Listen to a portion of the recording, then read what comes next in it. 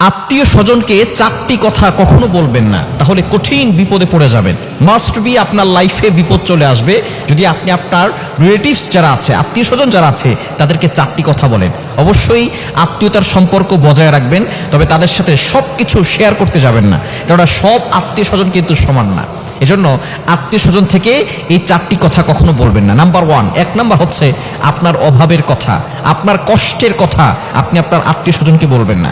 আপনি অভাবে আছেন, কষ্টে আছেন, দুঃখে আছেন, আপনি আপনার রবের কাছে শেয়ার করুন। এটা কারো কাছে বলার দরকার নাই। অভাবের কথা, কষ্টের কথা যদি আপনি কাউকে বলেন, সে পরবর্তী সময় আপনাকে এই কথা বলেই কষ্ট দিবে। এজন্য অভাবে পড়ে গেলে, কষ্টে পতিত হলে আপনি আপনার রবের কাছে 2 রাকাত নামাজ পড়ে, উজু করে 2 রাকাত নামাজ পড়ে আল্লাহর কাছে বলুন। তাহাজ্জুদের সেজদায় গিয়ে আল্লাহর কাছে বলুন। শেষ রাতে আল্লাহ তাআলা প্রথম আসমানে এসে বান্দাদেরকে ডাকতে থাকেন, আলা আমি মুস্তাগফিরিন ফাস্তাগফিরুল্লাহ। কে আছো ইস্তেগফার করবে, ক্ষমা প্রার্থনা করবে, আমি আল্লাহ ক্ষমা করে দিব। কে আছো অভাবে আছো, আমি আল্লাহর কাছে বলো অভাব দূর করে দিব। কে আছো বিপদে পড়ে গেছো, আমি আল্লাহর কাছে বলো বিপদ থেকে উদ্ধার করে দিব।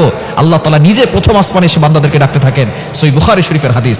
এজন্য আপনি অভাবে পড়ে গেলে, কষ্টে পড়ে গেলে কারো কাছে বলবেন না, আপনি আপনার রবের কাছে বলুন। কেননা দুনিয়ার সব মানুষ যদি আপনার পাশে থাকে আর রব যদি না থাকে, তাহলে আপনি কিন্তু শান্তি পাবেন না। আর দুনিয়ার সব মানুষ যদি আপনার পাশে না থাকে, একমাত্র আপনার রব আপনার পাশে থাকে, তাহলে আপনি একজন ভালো এবং শান্তি মানুষ, শান্তিপূর্ণ মানুষ হতে পারবেন এবং আপনি আপনার অন্তরে শান্তি, সুখ ফিল করতে পারবেন।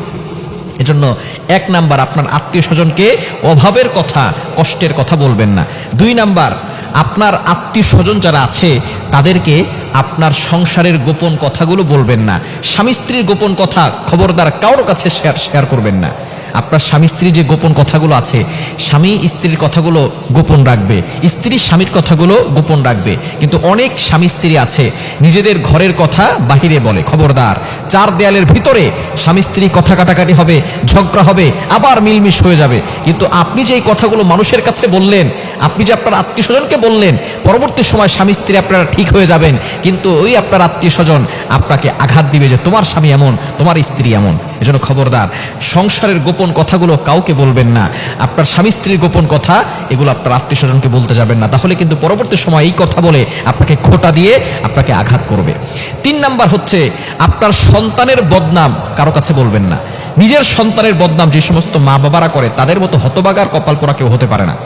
নিজের সন্তান যদি খারাপ হয় তারপর বলতে যাবেন না আপনার সন্তানের মেধা ভালো না, আপনার সন্তান পড়ালেখা পারে না।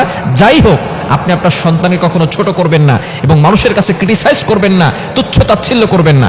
আপনার সন্তানের কথা, তার বদনাম, তার যে দোষগুলো সে করে, সেগুলো খবরদার কখনো আপনার আত্মীয় স্বজনকে বলবেন না। পরবর্তী সময় আপনার সন্তানের নামে খোঁটা দিবে, আপনাকে আঘাত করবে।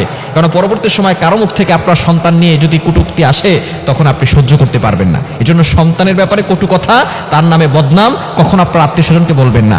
4 নাম্বার, আপনি যে সুখে আছেন, শান্তিতে আছেন, আপনার কাছে কত টাকা আছে, এগুলো আপনার আত্মীয় স্বজনকে বলবেন না, তাহলে কিন্তু আপনি কঠিন বিপদে পড়ে যাবেন।